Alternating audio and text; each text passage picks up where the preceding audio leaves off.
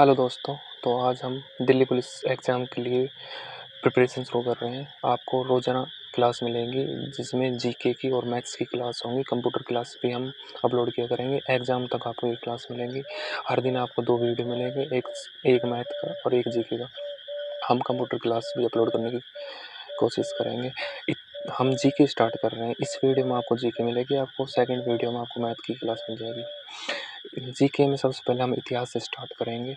इतिहास हम क्यों पढ़ रहे हैं? क्योंकि दिल्ली पुलिस एग्ज़ाम में 50 नंबर की जीके आती है। 50 नंबर की जीके में सबसे ज़्यादा पोर्शन स्टैटिक जीके, पॉलिटी और हिस्ट्री, ये आपस इन तीनों में से सबसे ज़्यादा क्वेश्चन आते हैं। और इकोनॉमिक्स, ज्योग्राफी, साइंस और करंट अफेयर ये आपस में ऊपर नीचे होते रहते हैं, पर मेनली तो इनमें से क्वेश्चन आते हैं। 50 में से 25 से 30 क्वेश्चन आपको इन तीनों सब्जेक्ट में से मिल जाएंगे। तो पहले हम इन तीनों को पढ़ेंगे, जिसमें हम सबसे पहले हिस्ट्री स्टार्ट कर रहे हैं। हिस्ट्री में सबसे पहले हम मध्यकालीन इतिहास पढ़ेंगे। मध्यकालीन इतिहास हिस्ट्री में सबसे इम्पोर्टेंट मध्यकालीन इतिहास, फिर मॉडर्न हिस्ट्री, उससे कम थोड़ा इम्पोर्टेंट है अपना प्राचीन इतिहास। अब इस वीडियो में हम मध्यकालीन इतिहास से स्टार्ट कर रहे हैं। मध्यकालीन इतिहास में सबसे पहले आपको इस्लामिक इन्वेजन यानी मुस्लिम आक्रमण पढ़ना होगा। मुस्लिम आक्रमण हम क्यों पढ़ रहे हैं? क्योंकि मुस्लिम आक्रमण इसलिए पढ़ रहे हैं क्योंकि मध्यकालीन इतिहास से पहले भी भारत पर विदेशी आक्रमण बहुत ज़्यादा हो चुके हैं। विदेशी आक्रमण काफ़ी हो चुके हैं, परंतु मध्यकालीन इतिहास हम इतिहास पढ़ रहे हैं। इतिहास में मध्यकालीन इतिहास में हम पढ़ेंगे सबसे पहले इस्लामिक इन्वेजन यानी मुस्लिम आक्रमण।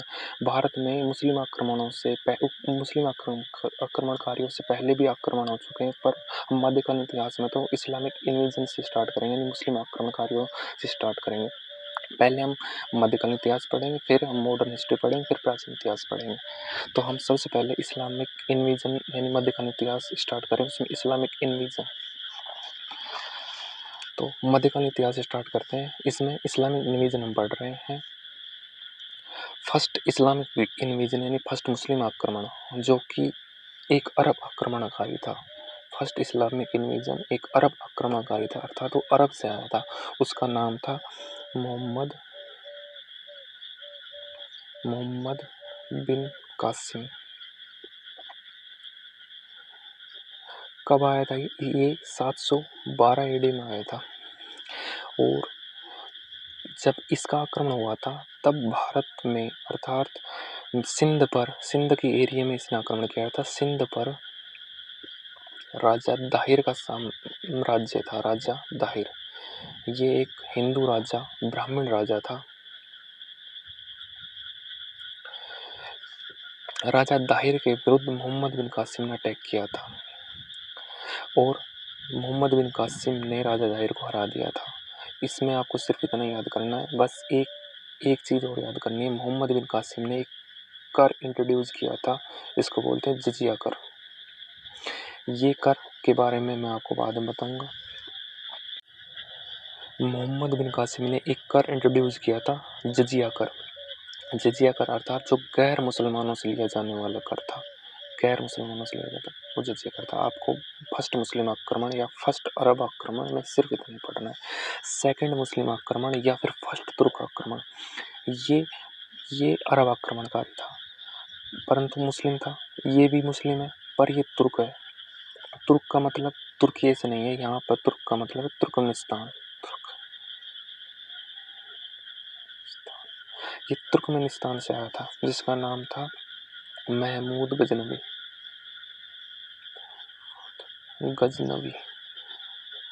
इसका मतलब ये 1998 से 1030 तक यानी AD तक 1030 तक इसने रूल किया था। इसकी मृत्यु 1030 AD में हुई थी। 1030 AD। मैं आपको पहले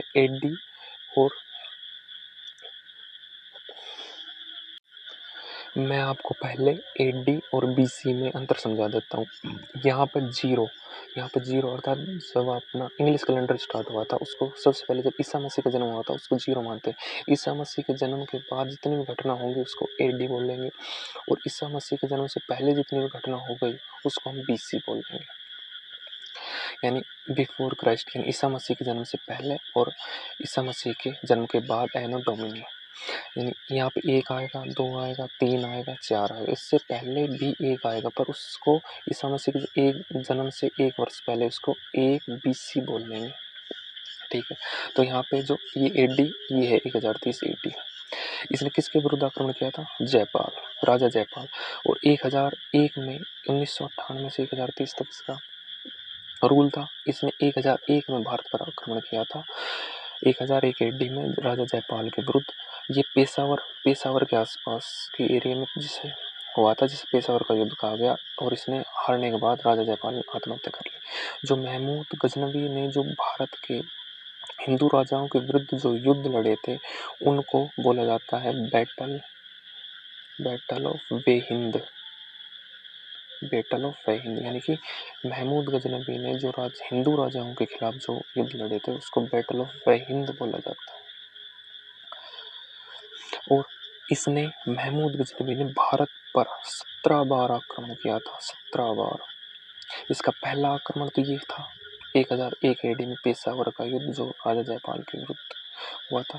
फर्स्ट अटैक 1001 में, 1001 AD में।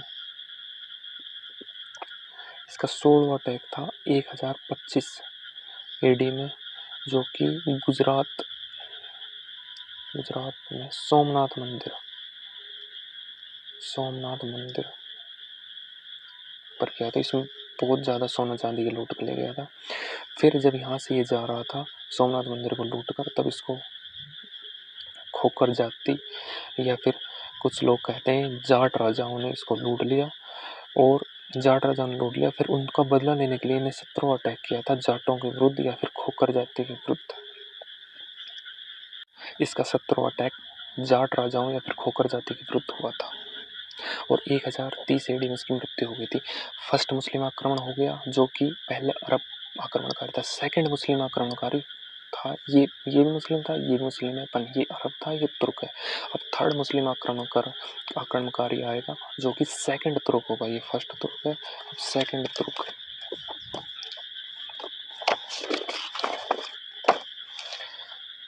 नहीं, पहले हम जो महमूद गजनवी था, महमूद गजनवी के समकालीन जो लेखक हुए, महमूद गजनवी के जो समकालीन लेखक हुए उनको हम देखेंगे। उनके समकालीन लेखक था एक फिरदौसी ने लिखी थी शाहनामा। एक होती है शाहनामा जो कि फिरदौसी ने लिखी थी, महमूद गजनवी के समकालीन था। एक होती है पादशाहनामा जो कि शाहजहां, जो कि अब ये मुगल था, ये मुगल शाहजहां की बायोग्राफी जो अब्दुल हमीद या अहमद लाहौरी, अब्दुल हमीद लाहौरी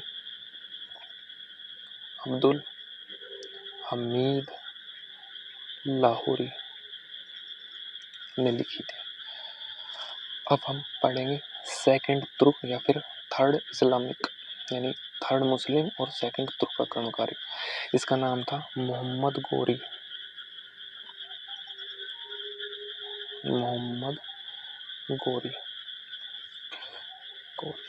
इसका रियल नेम था मुइजुद्दीन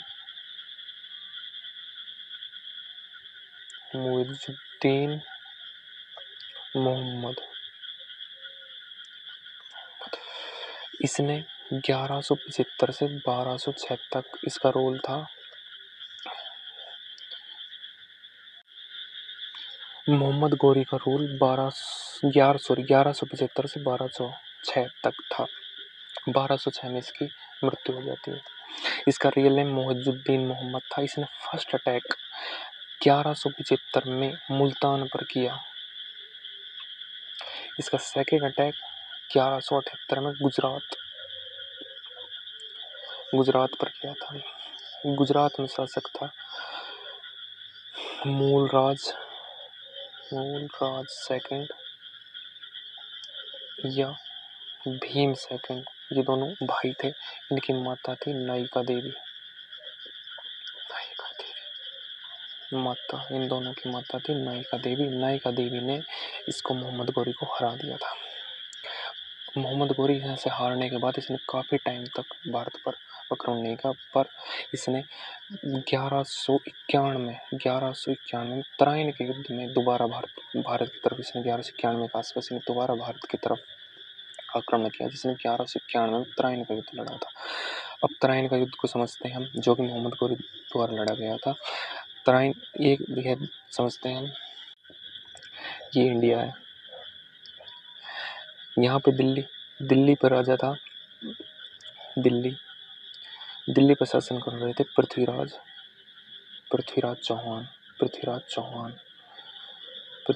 या पृथ्वीराज थर्ड। और यहाँ पे कन्नौज है, यहाँ के आसपास दिल्ली से कुछ दूर कन्नौज पर शासक था राजा जयचंद गढ़वाल, जो गढ़वाल वंश का था। राजा जयचंद की पुत्री थी संयोगिता। तो कहा जाता है कि राजा जयचंद ने ही मोहम्मद गोरी को इनवाइट किया था दिल्ली पर आक्रमण करने के लिए, पृथ्वीराज थर्ड को हराने के लिए, क्योंकि इसने संयुक्ता का अपहरण कर लिया था, जो ये एक बुक में लिखा हुआ है, जो कि चंद्रवरदाई लिखे। चंद्रवरदाई पृथ्वीराज थर्ड के दरबारी कवि थे। ये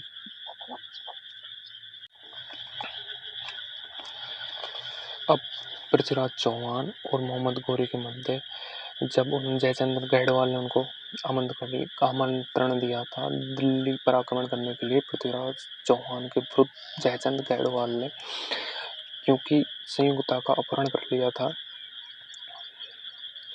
पृथ्वीराज थर्ड ने, जो कि उनके दरबारी कवि चंद्रवरदाई की बुक है। चंद्रवरदाई की बुक पृथ्वीराज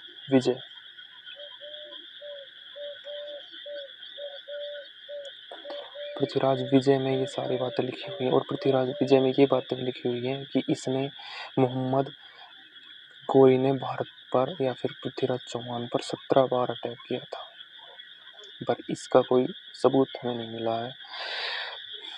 इसका फर्स्ट युद्ध, तराइन का पहला युद्ध 1191 में पृथ्वीराज चौहान थर्ड वर्सेस गोरी का मध्य हुआ था, मोहम्मद गोरी, जिसमें पृथ्वीराज चौहान की विजय हुई थी। सेकंड भी 1192 में हुआ था, पृथ्वीराज थर्ड वर्सेस गोरी, जिसमें गोरी की विजय हुई थी। और इसने चौथा अटैक किया था 1194 में, जो राजा जयचंद ने इसको इनवाइट किया था, उसके विरुद्ध चंदावर का युद्ध जयचंद के विरुद्ध। एक सवाल है, सबसे पहले दिल्ली किसकी कैपिटल थी? तो सबसे पहले दिल्ली कैपिटल थी तोमर वंश की, अर्थात तोमर वंश ने ही सबसे पहले कैपिटल अपनी दिल्ली बनाई थी। और 1206 में मोहम्मद गोरी की मृत्यु हो जाती है।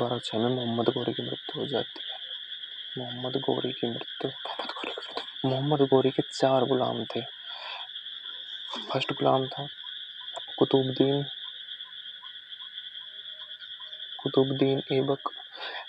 ऐबक ने ही पृथ्वीराज चौहान के विरुद्ध मोहम्मद गोरी का साथ दिया था तराइन के युद्ध में। कुतुबुद्दीन ऐबक, यलदौज दूसरा यलदौज कुबाचा और बख्तियार खिलजी,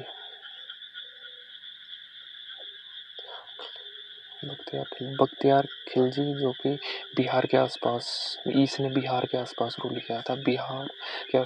किया था। और इसने नालंदा विश्वविद्यालय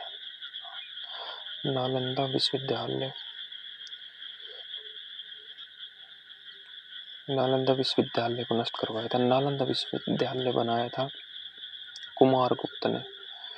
गुप्त वंश का शासक था, जो कि हम पढ़ेंगे, जो हम मिडाइवल हिस्ट्री से जो पहले का भारत है उसमें पढ़ेंगे हम, प्राचीन इतिहास में वंश पढ़ेंगे, जिसमें हम कुमारगुप्त और नालंदा विश्वविद्यालय के बारे में पढ़ेंगे। नालंदा विश्वविद्यालय बनाया था कुमारगुप्त ने, जिसको नष्ट किया था बख्तियार खिलजी ने। कुतुबुद्दीन ऐबक, ये दिल्ली के आसपास, दिल्ली लाहौर के आसपास रूल किया था इसने। इनके बारे में हमको पढ़ने की जरूरत नहीं है। और मदद, यानी कुतुबुद्दीन ऐबक ने मदद की थी मोहम्मद गोरी के पृथ्वीराज चौहान के विरुद्ध।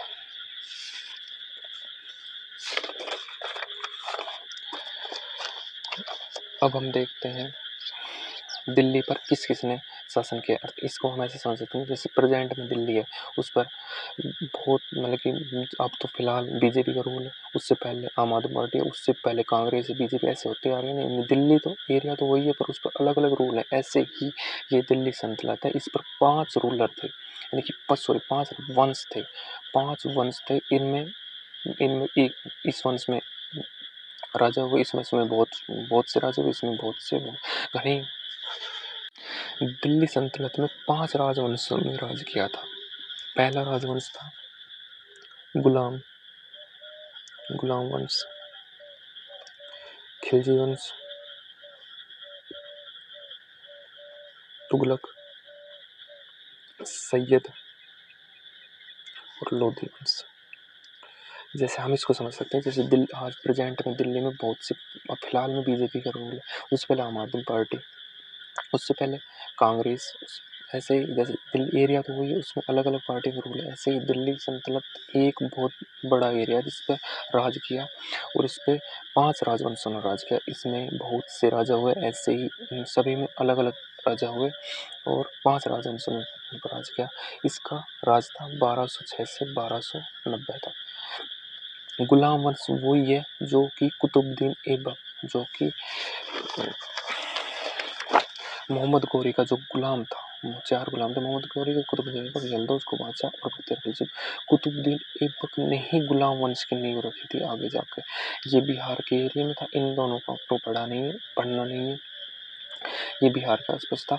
हमें दिल्ली सल्तनत पढ़ी। दिल्ली सल्तनत में कुतुबुद्दीन ऐबक, दिल्ली सल्तनत की नींव कुतुबुद्दीन ऐबक ने डाली थी, जो कि गुलाम वंश का था, और मोहम्मद गौरी का गुलाम था। मोहम्मद गौरी का गुलाम था।